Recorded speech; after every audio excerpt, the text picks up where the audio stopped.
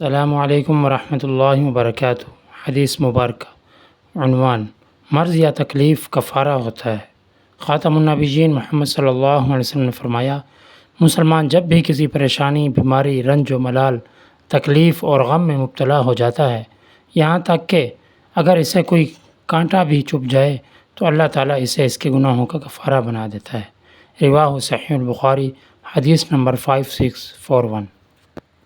سامعین محترم، اس حدیث مبارکہ سے ہمیں درس ملتا ہے کہ اگر کسی مومن کو زندگی کے اندر پریشانی، تکلیف اور غم ملتے ہیں، حتیٰ کہ اس کو کانٹا بھی چبھ جائے تو اللہ تعالیٰ اس کے گناہوں کا کفارہ بنا دیتے ہیں، یعنی کہ اس کے جو گناہ ہیں وہ جھڑ جاتے ہیں۔ اگر مومن بندے کو دنیا کے اندر پریشانی، تکلیفیں ملتی ہیں کسی صورت میں، خواہ کاروباری نقصان کی صورت میں، خواہ اپنا کوئی دنیا سے چلا جانا، وہ اولاد جو جان سے زیادہ پیاری، جس پر انسان رشک کرتا ہے، اپنی اولاد پر فخر کرتا ہے، وہ اس دنیا سے چلی جاتی ہے، یہ اللہ کی طرف سے آزمائشیں ہوتی ہیں۔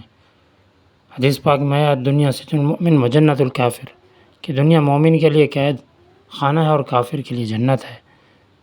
کہ مومن نے جو ہے ہر طرح کی پریشانیاں دیکھنی ہیں، ہر طرح کے اس پر مصائب آنے ہیں، ہر طرح کی تکلیفیں آنی ہیں۔ اللہ رب العزت نے ارشاد فرمایا، وَلَنَبْلُوَنَّكُمْ بِشَيْءٍ مِّنَ الْخَوْفِ، ہم تم کو آزمائیں گے کچھ چیزوں کے ساتھ، من الخوف، خوف سے، والجوع، بھوک سے، ونقص من الاموال، اور مالوں میں کمی کر کے، کہ مال ہوتا ہے بعض دفعہ کم ہو جاتا ہے، چوری ہو جاتا ہے، یا کاروبار میں لگایا نقصان ہو جاتا ہے، والانفس، اور جانوں کے ذریعے، کہ کوئی اپنا چلا گیا، باپ چلا گیا، والدہ چلی گئی، بیٹی چلی گئی، اپنے قریبی رشتہ داروں میں کوئی چلا گیا، تو یہ ایک آزمائش ہے۔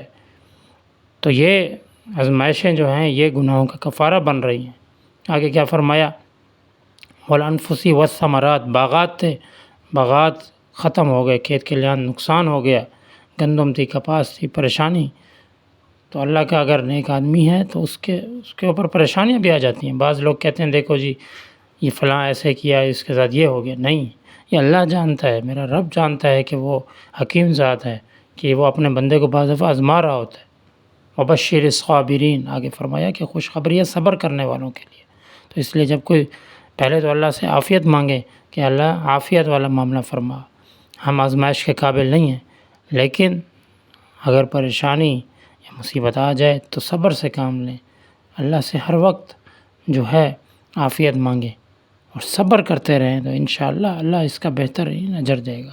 اللہ رب العزت نے ارشاد فرمایا، یا ایھا الذین آمنوا استعینوا بالصبر والصلاۃ، اے ایمان والو صبر اور نماز کے ذریعے رب کی مدد حاصل کرو۔ تو اللہ کی مدد تو ہمارے ساتھ ہے، اللہ کی نصرت ہمارے ساتھ ہے، تو ہمیں گھبرانا نہیں چاہیے۔ یہ جہان عارضی ہے، یہ زندگی عارضی ہے، یہ لمحات عارضی ہیں۔ ہر پل کو جو ہے اللہ کی یاد میں گزاریں، ہر پل اس فکر سے گزرے کہ یہ پل جو گزر گیا واپس نہیں آئے گا۔ اللہ کو جان دینی ہے، اس زندگی کو، ان لمحوں کو قیمتی بنا لیں۔ رب تعالیٰ سے دعا ہے اللہ پاک ہمیں حدیث مبارکہ کی روشنی میں صحیح بات کرنے، سننے اور عمل کرنے کی توفیق عطا فرمائے۔ وآخر دعوانا ان الحمد للہ رب العالمین۔